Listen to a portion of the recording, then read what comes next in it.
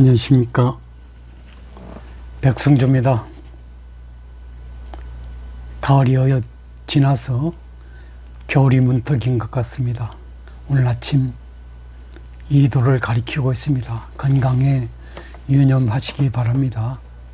오늘 방송은 최근에 대선 전국에서 논란이 되고 있는 이거 포퓰리즘적인 정책에 관한 내용을 중심으로 해서 여러분한테 말씀을 드려보도록 하겠습니다. 최근 대선 후보들이 포퓰리즘적 공약을 남발하는 것이 그 도를 넘고 있다라는 비판이 언론 보도를 통해서 제기되고 있습니다. 포퓰리즘은 일반적으로 대중의 견해와 바람을 대변하고자 하는 정치 사상 또는 그 활동을 의미하기도 합니다. 소수의 엘리트가 다수의 대중을 지배하는 엘리트주의에 상대하는 개념으로 간주되기도 합니다. 최근 민주당 이재명 후보가 내세운 기본소득 즉 자산소득 심사도 없이 근로 여부도 무시하고 가구 단위가 아니라 개별적으로 누구에게나 장기적으로 동일 액수의 현금을 지급한다라는 내용의 기본소득이 관심을 높이고 있습니다. 만약 그 정책 공약을 실현하려면 대략 1,000조 원대의 돈이 필요한 것으로 알려져 있기도 합니다. 원래 정부 예산 558조 원을 연상해 본다면 2배가량 정도의 자금이 요구되는 중차대한 정책이라고 할 수 있습니다. 그렇다면 기본소득이란 뭔지가 궁금할 수 있습니다. 국가가 국민들에게 최소한의 인간다운 삶을 누리도록 조건 없이 즉 노동에 관계없이 지급하는 소득을 우리가 기본소득이라고 합니다. 일종의 유토피아적인 세상에서나 가능한 그런 소득 개념이라고 볼 수 있습니다. 재산이 많고 적음이나 근로 여부에 관계없이 모든 국가 구성원들에게 생활을 충분히 보장하는 수준의 소득을 무조건적으로 지급하는 것을 골자로 합니다. 그런 점에서 무조건성, 보편성, 개별성을 그 특징으로 한다고 할 수도 있습니다. 기본소득의 재원은 투기소득에 대한 중과세, 소득세 최고세율 인상, 법인세 인상, 토지세 다국적 기업 공조과세 등으로 마련한다라는 방안들이 나라마다 검토되고 있는 그런 실정이 되겠습니다. 기본소득을 도입할 경우 이론적으로 소득 불균형, 내수 침체, 일자리 감소 등을 완화할 수 있다고 주장하고 있는 반면에 그 재원 마련 등이 현실적 문제가 크다라는 그런 주장이 설득력을 얻고 있습니다. 게다가 특히 기존의 복지체제를 무너뜨릴 위험성이 다분한다는 점에서 기본소득 제도의 도입에 대해서 심사숙고할 필요가 있다는 주장이 더욱이나 설득력을 얻고 있다고 할 것입니다. 그런 점에서 선진제국이 이 기본소득에 대해서 크게 내색하지 않고 있는 주된 이유가 그런 점에 있다고 할 것입니다.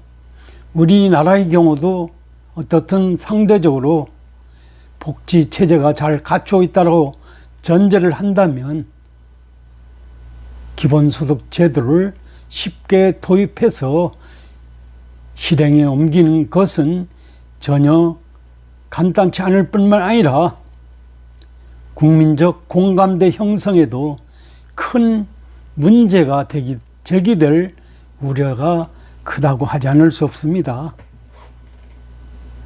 그런 점에서 아직은 선진국 어느 나라에서도 기본소득 도입이 일반화되어 있지도 않습니다. 다만 미국 알래스카주 정도가 석유 기금을 이용해서 주민들에게 일정한 금액을 지급하는 그런 제도가 시행되는 수준에 머물러 있다고 할 수 있습니다. 아직은 선진국 어느 나라도 이 제도를 전적으로 도입할 뜻을 비추고 있지도 않습니다. 어떤 나라는 실험을 거쳐서 아직은 시기상조라는 결론을 내려있기도 합니다. 그럼에도 이재명 후보는 이를 도입하겠다라는 공약을 제시한 것으로 알려져 있습니다.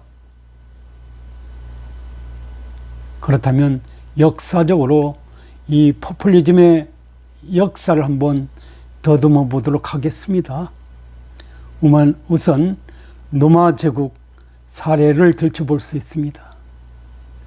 BC 123년 토지 독점과 양국화가 심해지자 당시 노마 제국 집정관 그라쿠스 형제는 불가피하게 개혁안을 내놓는데요. 그것은 땅 소유를 제한하고 국가가 곡물값을 조절하는 것이었습니다. 이 제도에 입각해서 빈곤층은 매달 약 30kg 이하의 곡물을 절반 가격에 매입할 수 있었습니다. 그러나 식량 대부분을 식민지에서 조달해야만 했던 노마 제국은 해적의 진입과 기상 악화 등으로 공급이 불안정해지는 경우가 많았습니다.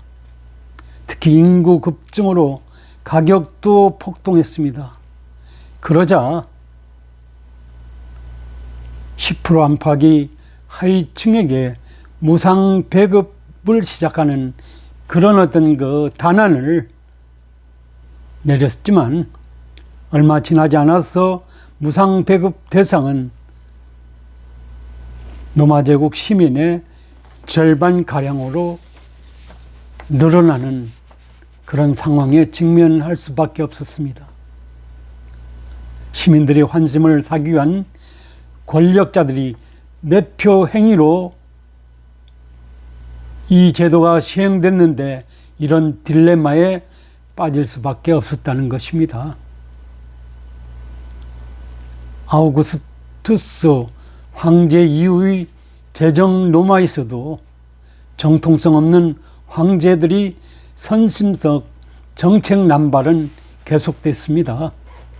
곡물 대신 직접 빵을 주더니 나중에는 와인 돼지고기까지 얹혀서 주는 그런 선심 정책을 남발했습니다. 이런 정책으로 인해서 결국 노마 시민들은 우민화됐고 권력을 강화하는 수단으로 악용되기 시작했습니다. 노마 제국은 빵과 함께 검투사 경기와 전차 경주 등 각종 볼거리를 제공하며 시민들이 환심을 사는데도 전혀 마다하지 않았습니다. 그런데 3세기 이후 노마 제국의 팽창이 멈추면서 제국의 위기는 닥쳐왔습니다. 이민족이 부흥으로 식민지 지배력을 잃으면서 결국 476년 노마 제국은 멸망할 수밖에 없었다는 것입니다. 역대 지배자들이 선심 정책이 가져온 불가피한 결과라고 할 수 있습니다. 현대에 들어와서도 포퓰리즘으로 망한 나라의 사례는 수없이 많다고 할 것입니다. 물가 상승률이 연간 2,500%인 베네수엘라라든지 국가 보도만 9번 낸 아르헨티나는 무분별한 퍼주기로 국가 위기를 겪고 있는 그런 상황이 되겠습니다. 이런 사례들에도 불구하고 많은 정치가들이 유혹에 빠지는 주된 이유는 이런 포퓰리즘의 효과가 즉각적으로 드러나면서 정치적 입지를 강화할 수 있다고 하는 그런 측면만을 강조하다가 그러게 되는 것입니다. 반면에 그런 포퓰리즘 정책을 사용한 어떤 비용 청구서는 다소 시차적으로 늦게 날아온다는 점을 악용해서 이런 포퓰리즘을 남발했고, 결국 그들의 나라들은 쇠락을 면치 못했었고 면치 못하고 있는 그런 엄연한 사실을 우리는 목도하고 있는 것입니다. 최근 공유적 포퓰리즘은 인간의 원초적 욕망을 건드려서 이성적 사고를 가로막고 있다라는 비판이 쏟아지고 있다고 할 것입니다. 아르헨티나의 후안 페론 대통령과 베네수엘라의 우고 차베스 대통령처럼 내 편과 내 편을 나눠서 다수의 생각이라고 우겨대며 이런 포퓰리즘을 거침없이 밀어붙였던 것입니다. 이때 국좌는 부자의 것을 빼앗아 빈자에게 나눠준다 하고, 극우는 민족주의 또는 인종주의를 내세워서 이민자 외국인들을 차별하고 이방인에 대한 혐오를 부추기면서 이런 전형적인 포퓰리즘을 악용했다고 우리가 볼 수 있습니다. 우리가 익히 알고 있는 도널드 트럼프 대통령, 마린 르펜 프랑스의 어떤 그 극우 정당 대표의 경우 전형적인 포퓰리스트였습니다.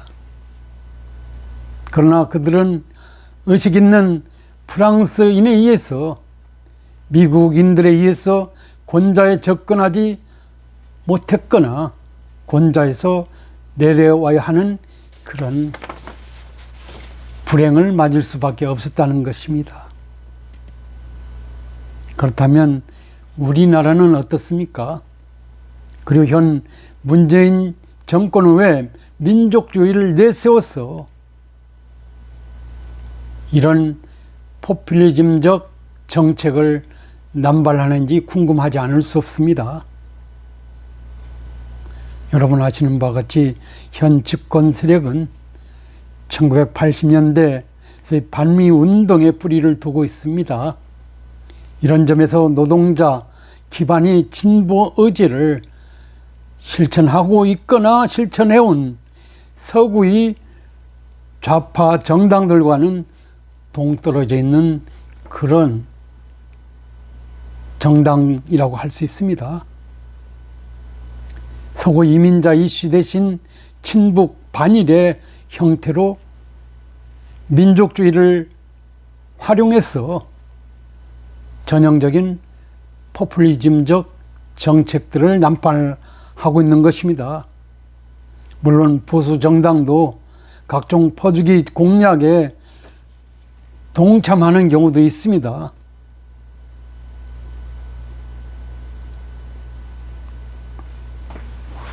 그런데 국민 전체를 위한다라는 그런 포퓰리즘적 정책들은 사실은 지지층만 바라보고 한다는 점에 문제의 심각성이 있다고 할 것입니다. 자신들이 지지 기반의 퍼주기를 하는 건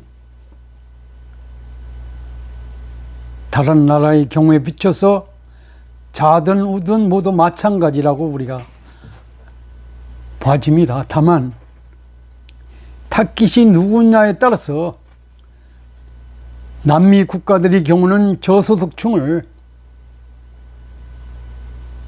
미국이나 여타 서구의 경우에는 전통적인 백인 유권자를 상대로 해서 이 포퓰리즘적인 정책을 남발한다는 점만이 다소 차이가 있다는 점이 되겠습니다. 그런데 문제는 포퓰리즘이 만연된다는 것은 민주주의를 위협할 가능성이 커진다는 그런 우려가 되겠습니다. 왜 그런가 하면 개인의 자유와 독립성을 키워나가는 것이 자유민주주의 어떤 그 기본 질서라고 볼 수 있습니다. 그런데 포퓰리즘 정책에 의한 그런 질서는 그 정반대 현상으로 우리가 비춰지고 있기 때문에 감히 그렇게 말할 수 있는 것입니다. 특히 포퓰리스트는 개인의 지성을 복돋우는 대신 욕망과 분노의 감정을 건드려 대중을 움직이는 것을 즐기려 하는 그런 이유도 크게 작용하고 있습니다. 더욱이 우려스러운 것은 개인을 어리석게 만드는 일은 자연스럽게 대중 조작과 전체주의로 이어질 수 있다는 그런 점이 되겠습니다. 무슨 말이냐면 이 포퓰리즘이 만연이 됐을 경우는 대중 조작에 의한 전체주의화가 우려된다는 것입니다. 최근에 우리 사회 현상을 우리가 목도해 보면 이런 내용을 우리가 감지해 볼 수 있지 않느냐는 그런 생각도 해봅니다. 내년 우리나라 대통령 선거를 기준으로 만약 이런 상황이 현실화될 경우 미래가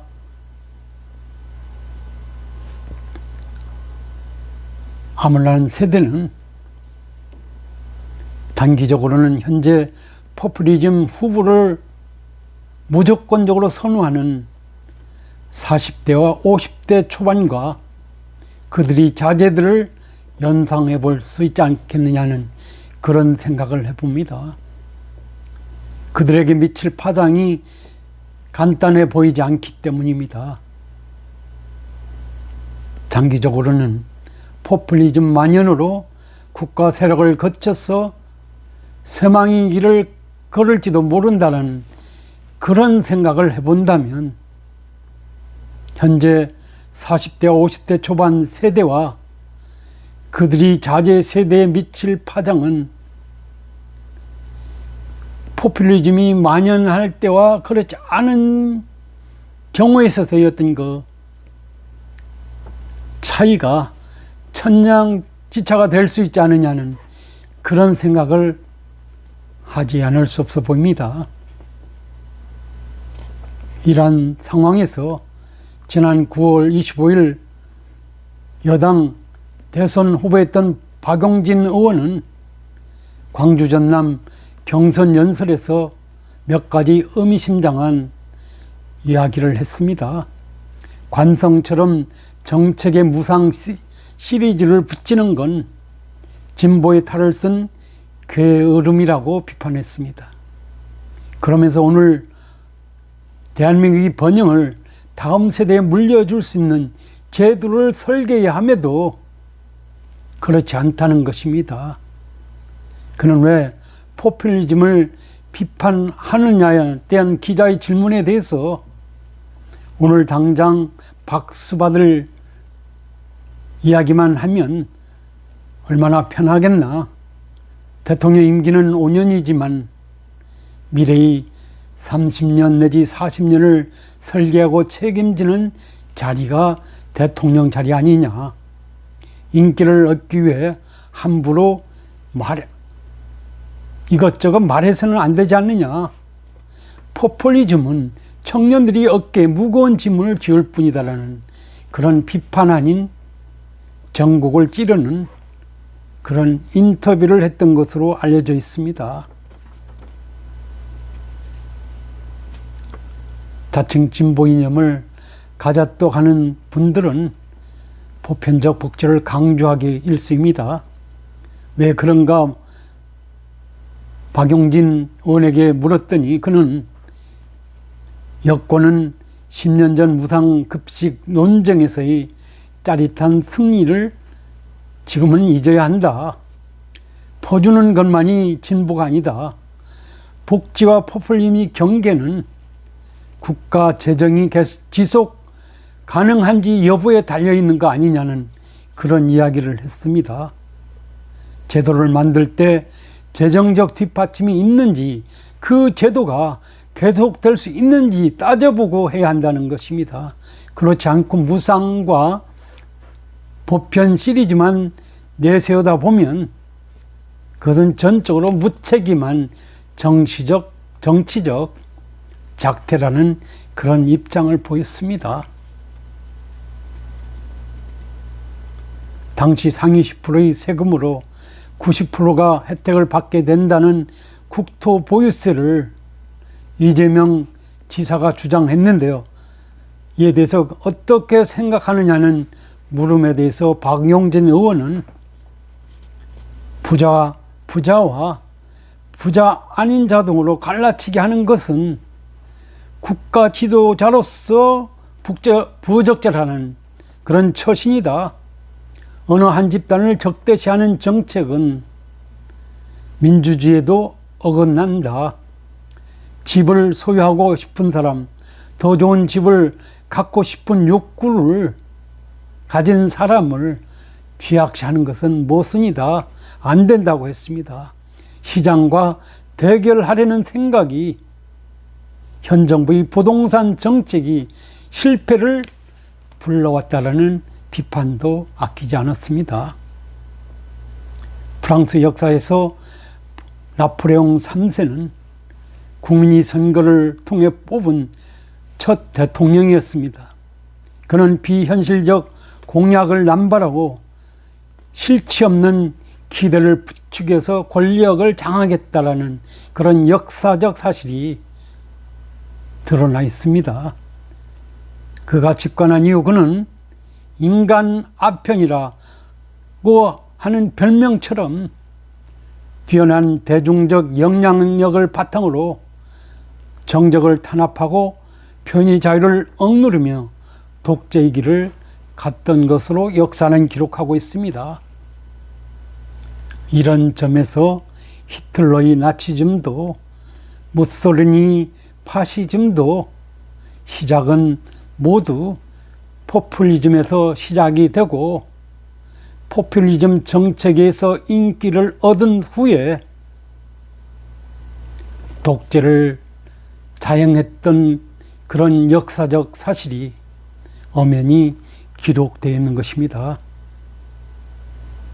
차베스도 마찬가지였습니다. 이번 대선에서 포퓰리즘이 득세하는 상황에서 우리에게도 시사하는 바가 크다고 하지 않을 수 없습니다.